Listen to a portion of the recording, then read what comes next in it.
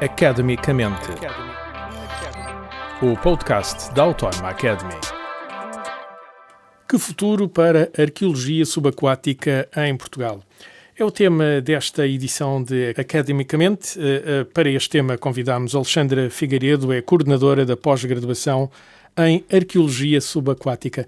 Viva, Alexandra, bem-vinda a este podcast. Muito obrigada. Nós, quando ouvimos falar, o cidadão comum, quando ouve falar em arqueologia, podemos nos lembrar das pirâmides do Egito, de grutas. Ainda há pouco tempo, arqueólogos vossos, não é? Encontraram vestígios interessantes numa gruta em Orém.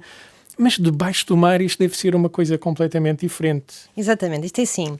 Nós podemos, quando olhamos para a arqueologia, nós temos que equacionar tudo onde o homem alcançou, nós vamos encontrar vestígios do passado. E logo, vestígios arqueológicos. Até mesmo na Lua, não é? Se nós quisermos dizer. Por isso, não é só dentro das grutas, não é só debaixo das águas, não é só na Terra. Em todo o lado, onde o homem esteve, nós vamos... Deixou vestígio. Exatamente, nós vamos encontrar vestígios arqueológicos. E com base nisto, quer na terra, quer no mar, nós também vamos ter esses mesmos restos de ocupações, navios que, entretanto, se naufragaram, quer por acidente, quer por guerras. Isto é... eventos, acontecimentos e informações que vão retratar comportamentos, que vão retratar intenções, que vão retratar a história da humanidade. E neste caso, naturalmente, Portugal também o tem, não é? Nós temos uma costa muito grande, uma zona marítima imensa. Fantástica. Para quem mora na Nazaré, já ouviu histórias de um submarino alemão afundado. Quem mora em Lisboa e esteja a par de obras sabe que há vestígios de cais e de navios, mesmo ali ao pé do Terreiro do Paço. É verdade. Foram descobertos não há muitos anos. Isto porque a arqueologia subaquática não é só debaixo de água. Às vezes nós, quando pensamos em arqueologia subaquática, pensamos nos mergulhadores, pensamos em água, pensamos em peixe, não é? E temos uma visão de um navio naufragado. Mas há um mundo para além disso. Há um mundo muito gigantesco para além disto. Por isso, ao longo do tempo, a terra e a costa foi se alterando. Os rios meandraram de forma diferente, o que significa que nós vamos ter sítios arqueológicos, por exemplo, pré-históricos, que entretanto foram cobertos pelas águas, não é? Por exemplo, há pouco tempo estive numa gruta em Peniche, do Paleolítico, e as pessoas que ali habitavam não viam o mar, como se vê agora, perante uma falésia, viriam uma floresta, não é? Isto porque, com estas alterações, digamos, da costa, nós, e sobretudo com as glaciações que ocorreram durante o Paleolítico, o mar estava muito mais recuado. Até aquilo que é a costa atual não o era nesse tempo. E daí que estamos a falar às vezes de 30 quilómetros, às vezes mais, até à linha de costa, se nós considerarmos a nossa costa atual. Por isso, então, tudo isto é palco para esta arqueologia subaquática? Tudo isto é palco. Mas que tipo de vestígios é que encontramos? Ocorre-me rapidamente os navios, mas claro, haverá outro mundo além disso, não é? Como eu estava a falar ainda há pouco, nós temos, por exemplo, cidades submersas. Quando eu falo de cidades, falo de estruturas, de povoados, de elementos de culto que foram realizadas junto à costa, em que, entretanto, o mar galgou, quer fossem eles do Paleolítico ou até mesmo de períodos posteriores. Por exemplo, recordo-me aqui de situações muito concretas que ocorrem nas nossas lagoas, em território português. Sim, temos, além de Vilarinho das Furnas, há imensas recentemente afundadas, mas presumo que também haja mais antigas, não é? Sim, até, por exemplo, o caso de Caldas da Rainha e de Óbidos, não é? Aquela lagoa que no período da época clássica ela seria muito superior àquilo que ela está atualmente, que ao longo do tempo ela foi se sedimentando, e que naturalmente esses sedimentos foram cobrindo vestígios que podem estar em zonas de interface, isto é, naquela área muito próxima à lagoa ou até mesmo debaixo d'água. Debaixo d'água ou por baixo dos sedimentos em que naquela época seria uma lagoa, não é? Mas que atualmente está, agora digamos, em terra. Agora está em terra. Isso é exatamente aquilo que acontece também com Lisboa. Quando nós falámos há pouco sobre os cais, sobre estruturas que aparecem em terra, mas que Geram se água, reportam em tempos passados a elementos náuticos e navais. Portugal é um país com imensa costa, com imenso mar. Falou-me aqui destes vestígios. O termo exumação de vestígios, parece que estamos a exumar cadáveres, é isso? Também. Mas também há esqueletos. Eu vou brincar também com a palavra. Quando falamos de vestígios, estamos a falar de moedas, de pessoas, enfim, das coisas que o homem deixou debaixo d'água ou em zonas lacustres, é? Exatamente, são todos os tipos de vestígios, não só, ainda há pouco falávamos dos navios, mas quando nós exumamos os vestígios, quando nós levantamos os vestígios, quando nós estudamos, analisamos esses vestígios, e o termo aqui vestígios é tudo aquilo que são os resquícios que nos vão retratar o homem. Em termos do seu comportamento, em termos das suas ideias, o que é que eles pensavam, as suas crenças, não só a parte física, não só a cultura material. Fazer arqueologia vai muito mais para além disso. Quer dizer que a partir destes vestígios conseguem-se inferir práticas culturais, práticas religiosas? Tudo, naturalmente. Verdadeiramente o homem. Porque é isso que nós pretendemos. O nosso grande objetivo é chegar ao homem. Imaginemos que falamos sobre a pré-história, não é? Queremos chegar ao homem da pré-história. Queremos tentar perceber quais eram as suas preocupações, o que é que ele fazia, como é que fazia, que comportamentos tinham, quais as suas práticas, de que forma é que as executava. Tudo isso é importante e não está absolutamente de uma forma objetiva e explícita na cultura material, mas está no contexto que envolve a cultura material. E isto é que é muito importante aqui para que toda a comunidade perceba. Às vezes, quando vem um navio naufragado, não podem mexer porque nós vamos estar a retirar essa informação que é fundamental para nós percebermos o homem, para percebermos porque que aquilo aconteceu, de que forma é que aconteceu. O objeto não fala só por si. Aquilo que realmente fala e que nos dá e que nos permite recontar a história e recriar aquele evento, aquele acontecimento, é realmente toda esta conexão e interconexão entre os vários dados que os arqueólogos conseguem ver. É por isso que nós temos cursos, é por isso que é necessária a formação, é por isso é que realmente ser arqueólogo tem muito que se lhe diga. Mesmo os arqueólogos de terra, por exemplo, têm algumas dificuldades em percepcionar aquilo que é a arqueologia subaquática. Porque a arqueologia subaquática é outro meio, implica outras técnicas, outras metodologias e isto tem que ser também aprendido. Eu presumo que a própria degradação dos vestígios é completamente diferente, a forma de os recolher deve ser completamente diferente e também de preservar e analisar também deve ser completamente diferente. Exatamente. Pode-me dar o exemplo de 1 ou 2 projetos de arqueologia subaquática que tenham aqui sido levados a cabo em Portugal? Se nós quisermos olhar para a história da arqueologia subaquática portuguesa, nós poderemos referir, por exemplo, que ela começa sensivelmente pelos anos 60 do século passado.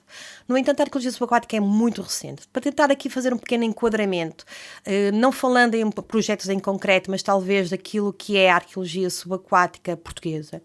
A partir dos anos 60 começou-se a considerar, através mesmo com o Manuel Heleno e com o Museu Nacional de Arqueologia, considerar-se alguns trabalhos a importância de que realmente haviam vestígios que estavam debaixo de água, por exemplo, nas ruínas de Troia. A partir daí, outros elementos foram sendo encontrados, a arqueologia subaquática começou a crescer, no entanto, sempre... Ela é uma disciplina da arqueologia, por isso, mas sempre muito ligada e com muito poucos projetos associados. Alguns dos projetos até estavam integrados naquilo que se tornou o IPA, depois o CNAS, não é? E dentro do CNAS, ao longo do IPA, depois passou para a IGPC, várias instituições que acabam por tutelar, não é? Exatamente. Ao longo deste tempo. E até que se expandiu um pouco porque na arqueologia portuguesa nós temos 2 tipos de trabalhos, podemos assim dizer. Um trabalho empresarial, que ocorre quando existem obras públicas ou privadas em que é necessário acautelar impactos que possam ocorrer em património. Como aconteceu junto ao Rio Tejo, justamente quando descobriu ali a fazer umas obras, descobriu-se esse tal cais e navios. Exatamente. E vestígios de navios. E outro tipo de trabalhos que são os trabalhos de investigação. Quando falamos em projetos de arqueologia subaquática, então, temos estas duas dimensões. Exatamente. Por um lado, a investigação académica, mas por outro lado também é aquilo que as próprias intervenções empresariais obrigam a, não é? Exatamente. E Quando me refere em projetos de investigação, eu equaciono sempre estes projetos de investigação mais ligados à parte académica. Os projetos plurianuais, os projetos que tentam dar resposta a lapsos históricos, que permitem-nos compreender um pouquinho... Que são inseridos na própria investigação, então. Exatamente. Não tanto projetos de salvaguarda de património, mas projetos de compreensão do homem, como eu estava a falar há pouco. Isso deve ser o mais desafiante para o arqueólogo.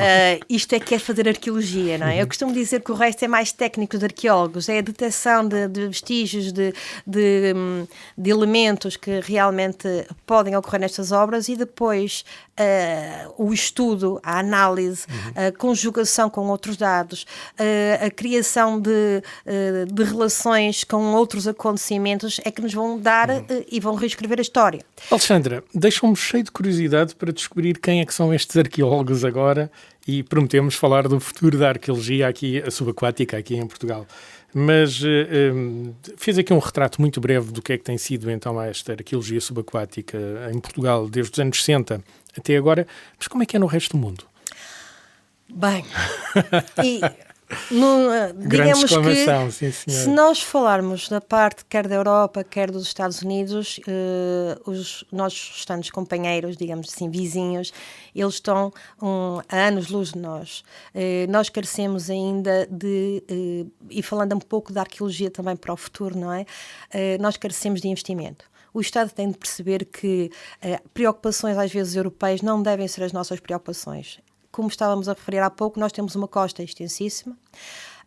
Esta costa se prolonga ainda com a plataforma continental. Madeira, Açores, temos uma ZEE, provavelmente a maior da Europa, acho. Muitos dos problemas que ocorrem na Europa são mais fechados aos problemas terrestres e não tanto, por exemplo, esta área costeira. E nós às vezes temos que nos despegar um pouquinho destas preocupações e deste caminho que a Europa às vezes leva e equacionar que realmente nós temos que olhar para aquilo que é a nossa realidade. E dentro daquilo que é o nosso património, nós temos que investir claramente em estudos que sejam direcionados para a costa, direcionados para o património também subaquático. Posso-vos dar, por exemplo, e falando aqui num projeto que ainda há pouco me perguntou, um projeto de arqueologia que está a ser desenvolvido, inclusive com alunos nossos, uma das nossas alunas está a fazer o doutoramento nesta área, é o projeto Coastline, é um projeto que tenta detectar a presença e o impacto que as alterações climáticas estão ou podem vir a desenvolver no património arqueológico costeiro. Só para terem uma percepção da realidade, nós temos à volta a 100 metros da costa para a parte terrestre, não é? Não estou a falar concretamente na parte subaquática. Na parte terrestre, em que teremos costa costeira terrestre, para 100 metros para dentro, nós temos cerca de 450 sítios, mais ou menos. E 80% deles, estejam eles em arriba ou em zonas que podem ser provocadas por galgamento ou sedimentação, 80% está em risco de desaparecer dentro de 50 anos. Isto cruzando informações da APA... Quer dizer que já estão a olhar para o futuro, nós temos que olhar para o futuro que será a sentido. arqueologia subaquática do Exatamente. Futuro. Uma das coisas que eu acho que é fundamental neste momento para o Estado português, para todas as autarquias, é realmente olhar para as suas costas e perceber que estratégias, como é que nós vamos implementar aqui projetos de salvaguarda que permitam salvaguardar estes dados que aqui estão. Caso contrário, estamos a falar em 50 anos. As alterações climáticas, nós todos os dias ouvimos falar nelas, não é? Acho que existe uma excelente educação patrimonial nesse sentido, mas esta educação patrimonial também deve estar a ocorrer associada à parte do património cultural. Normalmente tem sido investida na parte ambiental, inclusive há 10 anos atrás e há 20 anos com a reciclagem, não é? Em que as nossas crianças chegavam com papéis de reciclagem. Nós temos que fazer exatamente a mesma coisa para o património cultural. Exatamente a mesma coisa para aquilo que é o património subaquático. Uma consciencialização cívica para um aumento da sensibilidade no que diz respeito ao aparecimento destes vestígios, à importância destes vestígios para retratar aquilo que é a nossa história, aquilo que é a nossa identidade e, naturalmente, a nossa cultura. E, neste caso, por exemplo, com base neste projeto Coastline, eu acho que os municípios têm de ter, é emergente, se não dizendo mesmo urgente, as entidades de tutela e os municípios criarem projetos conjuntamente com pessoas ligadas à área do ambiente para preservarem, por exemplo, estes vestígios que estão prestes a desaparecer. A desaparecer devido ao avanço do mar. Por isso eu posso dizer que para o futuro da arqueologia portuguesa nós podemos dizer duas coisas. Uma delas é um investimento sério. E depois uma consciencialização, porque sem essa consciencialização não há investimento, sem esse investimento também a consciencialização acaba por retardar. Então, qual é o futuro da arqueologia subaquática em Portugal? Aquilo que eu verifico é que cada vez mais estes trabalhos vão ocorrer. Para que vocês possam também ter uma percepção, há sensivelmente 2, 3 anos, a Direção-Geral do Património Cultural dava conta nas suas bases de dados, que é o endovelico, da presença de cerca de 1.400 e qualquer coisa sítios arqueológicos. Passado estes 2, 3 anos, nós já estamos com 2.033 sítios arqueológicos que estão conectados ao aquático. Isto é muito pouco. É pouco. Isto é muito pouco. Ainda que realmente haja este incremento, isto é um indicador de que muito existe para descobrir. Por fazer. Nós temos que ter a percepção de que com esta costa extensíssima, com este fator relacionado com os descobrimentos, com a nossa história, não é? Com tudo aquilo que foi a nossa história, que nós temos que recuperar e mais uma vez reafirmá-la. Não ficarmos tão conectados com, lá está, como eu estava a dizer há pouco, com aquelas preocupações europeias, não é? Mas preocuparmos também com que estratégias é que nós queremos concretamente para Portugal e como é que nós vamos desenvolvê-las. Não pensar tanto em números para dar respostas a questões que às vezes... Claro que nós também temos que os fazer, não é? Faz parte da nossa política, faz parte de pertencermos à União Europeia, faz parte de todas estas questões. Mas olha para a história e para o potencial português do mar, não é? De toda esta arqueologia. E esta relação com o mar. E este investimento é necessário. Vê as autarquias como parceiros futuros? Falou aí eu vejo que concretamente, as autarquias terão que se preocupar. Elas terão que ser os motores. Mais que o Estado Central? Talvez mais que o Estado Central, sim. O Estado Central pode criar as condições para que realmente as autarquias permitam, caso a caso, porque cada autarquia vai ter os seus problemas, não é? As suas situações para resolver, para que caso a caso elas possam encontrar a melhor forma de travar esta destruição que podemos observar aqui junto da costa. Não falando só na costa, porque as autarquias elas podem encontrar diferentes meios, não só para a costa, mas também para a arqueologia terrestre. Tudo é válido, não é? Mas cada vez mais eu acho que nós temos que olhar para a arqueologia na totalidade com duas componentes fundamentais que têm de ser dadas, por exemplo, no ensino. A formação não pode estar somente direcionada, que é quase toda ela está direcionada para a parte terrestre. Faltam nas universidades, nos cursos que são lecionados de licenciatura, nos cursos de mestrado, nos cursos de doutoramento, unidades curriculares que estejam relacionadas com a arqueologia subaquática. Eu posso-vos dizer, por exemplo, que a primeira pós-graduação que foi a nossa, não é, entre o Instituto Politécnico de Tomar e a Universidade Autónoma de Lisboa, ela ocorre em 2008 e tem vindo a ocorrer sempre. Nós estamos na 16ª edição. Ininterruptamente. Nós estamos na 16ª edição de pós-graduação de arqueologia subaquática. Os nossos alunos não são só portugueses. Essa é uma curiosidade que eu tenho aqui. A pós-graduação, desde que é online, tem uma forte presença de alunos estrangeiros. Quem é que são estes potenciais arqueólogos subaquáticos? Na verdade, a pós-graduação sempre foi online. O primeiro ano nós fizemos ali um misto de presencial e online.